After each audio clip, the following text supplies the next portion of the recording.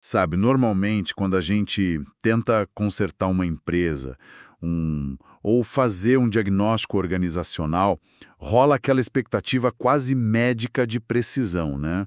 Uhum, com certeza, aquela coisa clínica. Exato. Tipo a ortopedia tradicional mesmo. Alguém quebra o braço, aí o raio-x mostra aquela linha branca irregular na tela e o médico aponta o dedo e diz que o problema está exatamente ali e pronto, vamos engessar. É, é uma visão mecanicista que é muito reconfortante, na verdade. A engrenagem está quebrada ou não está? Você troca a peça e a máquina volta a andar tranquilamente. Pois é, a gente adora coisas que podem ser isoladas nessas caixinhas perfeitas. Mas como a gente está dissecando hoje nessa nossa investigação mais detalhada sobre o livro Conscious Leadership, Liderança Consciente, que foi publicado lá em 2026 pelo Rodolfo Henriques de Oliveira, essa máquina de raio-x simplesmente parou de funcionar. Parou totalmente. Sim. E, na verdade, o objetivo principal da nossa conversa de hoje, logo de cara, é fazer uma espécie de correção vital, porque numa análise anterior que a gente fez sobre essa obra, a gente acabou focando muito nas estruturas de gestão, nas ferramentas e deixamos passar o que talvez seja o verdadeiro pilar do livro. É, foi uma omissão que, sinceramente, muda completamente a leitura que a gente faz da obra.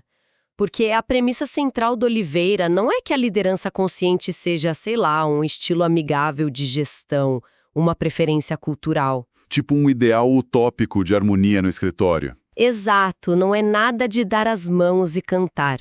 O argumento dele é muito mais duro e, científico do que isso. O argumento é que a liderança consciente é, na verdade, a tentativa de desenvolver um modelo organizacional que respeite de forma absolutamente estrita as leis da natureza. Sim. E ele divide isso em duas frentes que operam sempre juntas, que são as leis físicas e a lei moral. E sabe o que é mais interessante nessa abordagem dele? Ele tira toda aquela discussão do campo do tipo, eu acho que seria legal trabalhar assim, e leva o papo para biologia evolutiva e para física pura. Ele eleva o nível, né? Muito. As leis físicas são respondidas pela ciência dos sistemas adaptativos complexos, que a gente conhece pela sigla CAS em inglês. E a lei moral é respondida através de uma redefinição muito profunda do que a gente costuma chamar de autonomia. Certo. A tese dele é que juntar essas duas leis cria basicamente a única forma de organização que tem chance real de sobreviver à complexidade do que ele chama de era das redes. Então, vamos começar pela física da coisa, que eu acho fascinante. Para a gente entender por que a hierarquia corporativa clássica, aquela do chefe no topo mandando e a base ali só obedecendo, está desmoronando hoje em dia, a gente precisa primeiro olhar para como a própria vida lida com a complexidade. Isso, a física de tudo. O livro foca bastante nos capítulos 5 e 11 nesses sistemas adaptativos complexos, os CAS. Mas assim, o que diferencia isso de um sistema complexo comum? Olha, pensa pelo seguinte ângulo. Um sistema complexo comum, mas que não é adaptativo, seria algo tipo um furacão. Um furacão. Ele tem milhares de variáveis, né? Térmicas, pressão, vento. É um sistema altamente imprevisível e destrutivo. Só que um furacão não tem memória. Ele não aprende com a cidade que ele acabou de destruir para ser mais eficiente ou diferente na próxima vez. Ele só passa e acabou. Exato. Já os sistemas adaptativos complexos, e aí a gente está falando de ecossistemas inteiros, do cérebro humano, dos mercados financeiros e, claro, das empresas, eles possuem memória incorporada na própria estrutura deles. Eles mudam as regras do próprio jogo com base no que eles vivenciaram ontem. Tipo uma floresta que muda a distribuição das sementes dela depois de um incêndio histórico, sabe? Perfeito, exatamente isso. Ou uma empresa que muda os processos depois de quase ir à falência por causa de um erro num produto. O sistema está ali se reorganizando de forma contínua. E é aqui que o autor resgata uma regra implacável da cibernética para provar cientificamente por que a hierarquia tradicional faliu, que é a lei da variedade requisitada de Ashby. Só que o Ashby formulou isso lá nos anos 50, certo? Sim, faz bastante tempo. E a ideia básica é que a capacidade de regulação de um sistema tem que ser, no mínimo, igual à variedade do ambiente que ele está enfrentando. Mas tentando traduzir isso para a vida real de quem está numa empresa agora. Isso significa simplesmente que a gente precisa de um departamento de TI gigante para processar todos os dados do mercado? Não, na verdade não. Não é sobre poder de processamento de máquina ou de servidores. É puramente sobre a capacidade de tomada de decisão. Como assim? Imagina um termostato. O ambiente tem duas variáveis principais para ele: muito quente ou muito frio. O termostato só precisa de duas respostas: ligar ou desligar. A variedade bate certinho. Agora imagine o CEO de uma multinacional moderna. Tá. O ambiente externo, o mercado global, a concorrência que é brutal, as redes sociais, a cadeia de suprimentos. Tudo isso gera milhares de cenários completamente diferentes todos os dias. E o centro de controle da empresa, que seria o CEO ali com a diretoria trancada numa sala, precisa processar e responder a esses milhares de cenários. Exatamente. Só que um pequeno grupo de seres humanos consegue processar de forma realmente eficiente talvez uns 10 cenários complexos por semana. E olha lá, a variedade do ambiente esmaga totalmente a capacidade de regulação do centro. E quando isso acontece, o controle não fica só um pouquinho mais lento, ele colapsa. Nossa. O Ashby prova matematicamente que a complexidade do mundo real não pode ser ignorada. Ela não pode ser achatada por médias estatísticas ou resolvida naquela planilha bonitinha de Excel que apresentam na reunião de conselho. O que derruba de vez aquele pensamento linear de gestão. E o que me chamou muita atenção lendo é o cuidado que o autor tem em dizer o que esses sistemas vivos não são. Isso é super importante. Porque, quando a gente diz que o CEO não pode controlar tudo, a primeira reação das pessoas que estão ouvindo é achar que a proposta é jogar a empresa no caos total. Mas o livro deixa muito claro que os sistemas adaptativos geram padrões. Eles operam no que a ciência chama de borda do caos, né? Com estrutura suficiente para não desintegrar e flexibilidade suficiente para conseguir aprender. E eles também não são uma anarquia. Essa é de longe a confusão mais comum. Achar que descentralizar é o mesmo que, cada um faz o que quiser e boa sorte. A natureza não funciona assim. Ela governa esses sistemas através de uma arquitetura de restrições. Que ele chama de restrições generativas. Isso. Pense nas margens de um rio. As margens não ficam ditando milimetricamente por onde cada molécula de água deve passar. Isso seria o microgerenciamento corporativo tradicional. Estringem o espaço para que a água flua com força para o mar, em vez de simplesmente vazar, alagar tudo e virar um pântano estagnado. Nossa, eu adoro aquela analogia que ele faz das empresas desenhadas como relógios versus sistemas imunológicos. Sim, é ótimo. Um relógio é totalmente previsível. Você tira uma engrenagem e ele para de funcionar na hora. Já o sistema imunológico não tem um CEO no cérebro dizendo para os glóbulos brancos: atenção pessoal, ataquem a bactéria no pé esquerdo às 14 horas em ponto. Seria bizarro se fosse assim. O ataque acontece ali localmente. Quem está perto do problema resolve a questão, mas o corpo inteiro aprende com aquela infecção. Só que aí entra a minha dúvida. Partindo para a lógica de negócios, como a gente traduz isso? Porque na natureza, esse equilíbrio é bem orgânico. Mas aplicar essa física numa reunião de segunda-feira exige uma mecânica, aplicável, de gestão. Sim, e no capítulo 11 o autor destrincha isso de forma magistral, mostrando como a mecânica entra em ação na prática. Ele divide isso em algumas lógicas, começando pela mecânica de movimento, que basicamente aceita a não linearidade e os loops de feedback. Certo. Numa hierarquia comum, um comando desce em linha reta e o resultado sobe. No modelo de redes, as consequências viajam em ciclos de feedback que são contínuos. Então, uma decisão pequena de um desenvolvedor júnior hoje pode gerar um efeito cascata que muda o faturamento da empresa em 3 meses. Entendi. E tem também a mecânica de estrutura, né? Que usa aquelas restrições que a gente acabou de mencionar para criar uma holarquia. Holarquia, esse é um conceito fundamental do livro. Para quem acompanha a gente e talvez não esteja familiarizado, pense de novo no corpo humano. As células formam os órgãos e os órgãos formam o corpo.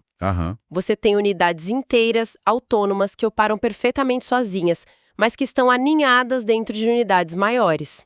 Numa empresa, isso significa ter equipes completamente autônomas, operando dentro do contexto maior da organização, mas sem precisarem ficar pedindo permissão constante para a cabeça da empresa. E aí entram os dois conceitos que, na minha opinião, são os mais interessantes da obra para substituir aquele jargão corporativo cansado de sempre.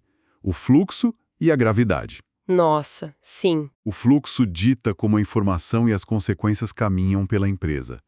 Mas a gravidade é a força real que substitui o chefe. É a grande sacada estrutural dele. A gravidade é a condição sistêmica que puxa as coisas para o centro. Ela integra a identidade do sistema, que é a plenitude de quem a empresa realmente é, com um propósito evolutivo, que é a direção para onde ela está indo. Faz sentido. Num sistema descentralizado, você tem dezenas de pessoas tomando decisões o dia todo lá nas pontas. É a força dessa gravidade que garante que todas essas microdecisões convirjam para um padrão que seja coerente, em vez de cada equipe otimizar só o seu próprio lado e acabar destruindo o resto da empresa. Tá, eu preciso ser o advogado do diabo aqui por um segundo. Manda. Porque, assim, falar de gravidade soa maravilhoso numa palestra de inovação. Mas no dia a dia, com meta para bater, cliente reclamando no telefone, como é que uma empresa consegue estabelecer esse campo gravitacional sem que isso vire apenas mais um cartaz motivacional colado na recepção?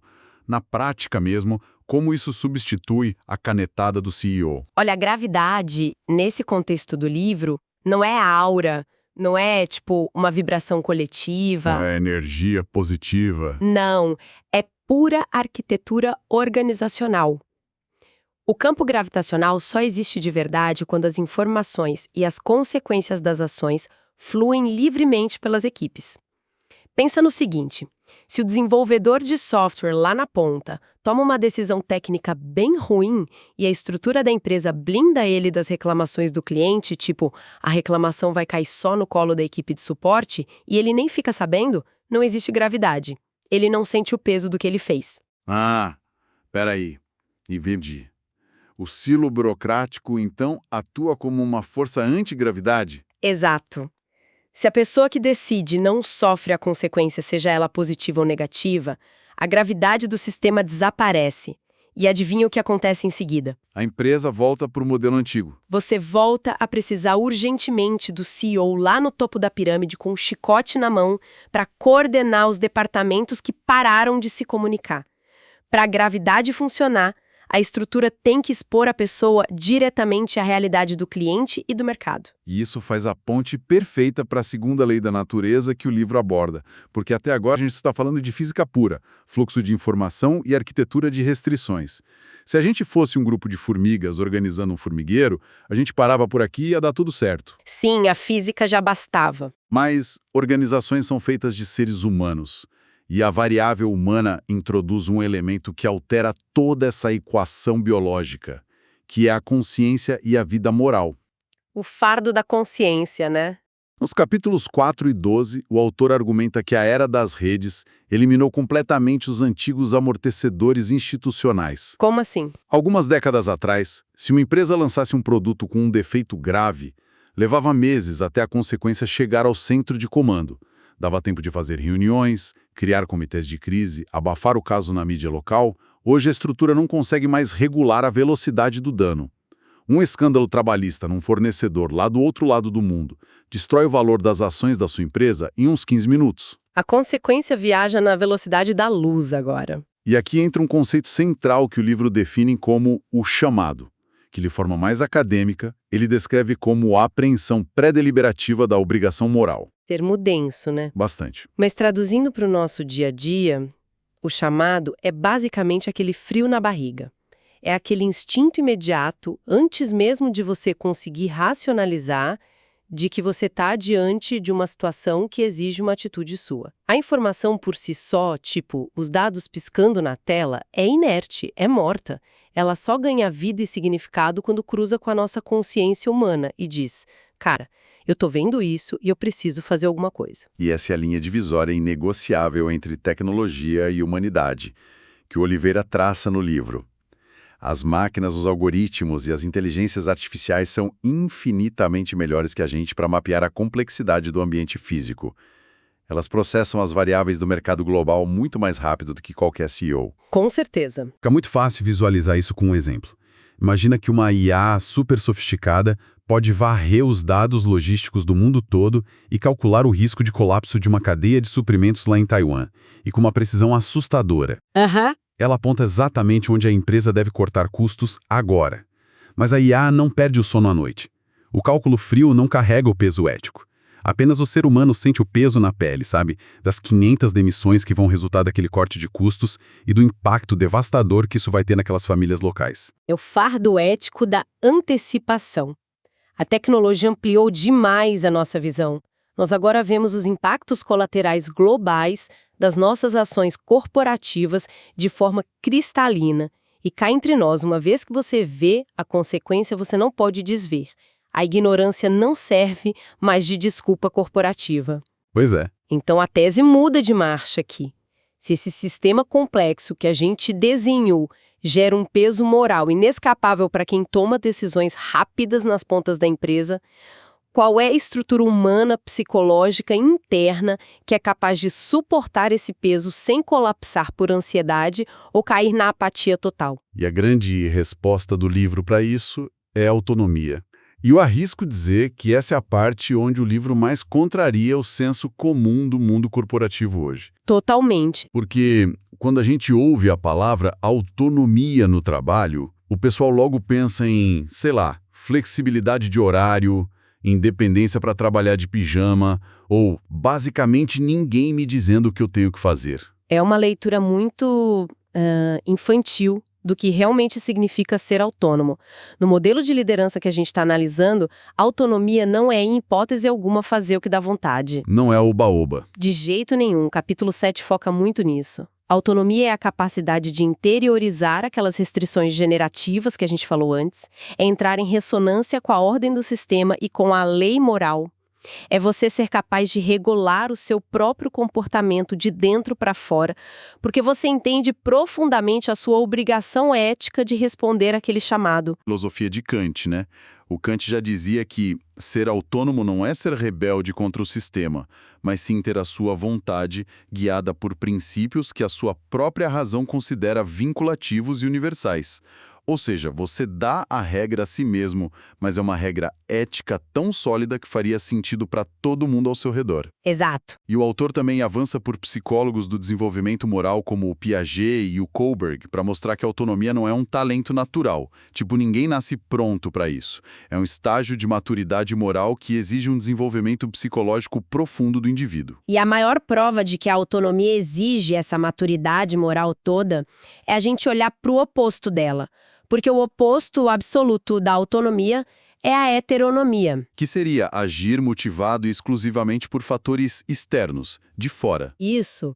A heteronomia é quando você age pelo medo de ser punido pelo chefe, pelo desejo ardente da recompensa daquele bônus semestral, ou pela mais pura e cega conformidade à autoridade de alguém que simplesmente tem um cargo mais alto que o seu. E o livro utiliza uma referência histórica muito pertinente aqui, que são os famosos experimentos de Stanley Milgram. Aqueles clássicos sobre obediência à autoridade, lá nos anos 60? Esses mesmos. Pessoas comuns que foram recrutadas porque achavam ser um teste de memória, acabavam aplicando o que elas acreditavam ser choques elétricos mortais em outras pessoas. Elas ficavam chorando, visivelmente estressadas com a situação, mas continuavam apertando o botão de choque. Só porque alguém mandou? Sim, simplesmente porque um cientista de jaleco branco lá no canto da sala dizia para elas que o experimento requeria que elas continuassem. A autoridade pesou mais que a moral. E trazendo isso para o nosso ambiente de escritório moderno, a gente não precisa de choques elétricos para ver a heteronomia em ação. Isso acontece todos os dias. O tempo todo. É o analista que percebe uma fraude contábil, mas assina o relatório mesmo assim porque, bom, o diretor financeiro mandou assinar. O funcionário que aprova uma campanha de marketing desastrosa e preconceituosa que ele sabe no fundo que está errada, mas ele pensa, o VP de marketing gostou e eu não quero arrumar problema para mim. Isso mostra o quanto é frágil o julgamento humano quando a nossa base moral é terceirizada para a hierarquia da empresa. E é exatamente aqui que a gente chega no motivo pelo qual tantas empresas modernas fracassam absurdamente quando tentam inovar na gestão.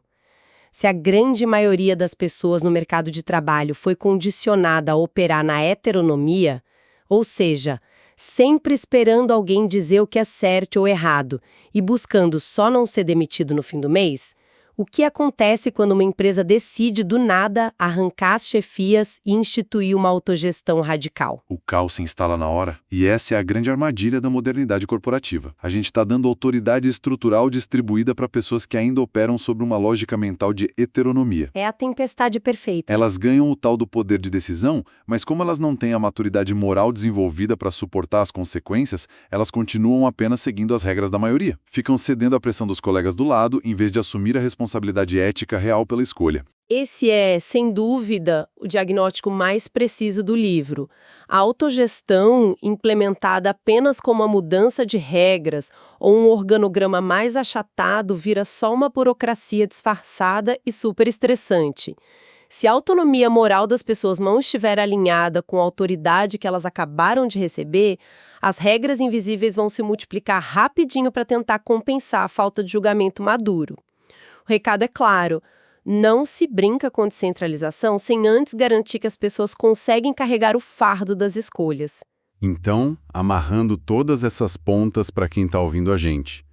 Quando a gente junta a capacidade de responder à velocidade da complexidade, respeitando as leis físicas dos sistemas adaptativos complexos, e une isso com a capacidade humana de suportar o fardo das consequências, respeitando a lei moral através da verdadeira autonomia, a interseção disso tudo é o que o autor chama finalmente de liderança consciente. E é aí que cai a ficha de que a liderança consciente não é o cargo que está escrito no seu crachá ou no seu cartão de visitas. Liderança, nessa ótica muito mais avançada do Oliveira, é uma propriedade do próprio sistema. Ela não está numa pessoa só. Não! A liderança emerge organicamente na organização sempre que a ação distribuída, que é o fluxo físico de tomada de decisão nas pontas da empresa, encontra perfeitamente a responsabilidade distribuída, que é essa autonomia moral e madura de quem executou a ação. O termo que define essa união harmoniosa no livro, no capítulo 11, é a integridade estrutural. É o sistema conseguir manter as informações fluindo, a autoridade clara, o julgamento afiado e a responsabilidade sempre ancorada no indivíduo, tudo alinhadinho e escalando junto à medida que as consequências das decisões se propagam pelo tempo e pelo tamanho da organização. Isso muda radicalmente a descrição de cargo de quem ocupa a posição de líder hoje. Muda tudo. O trabalho de quem lidera deixa de ser tentar prever o futuro com arrogância e ficar fazendo microgerenciamento dos passos da equipe.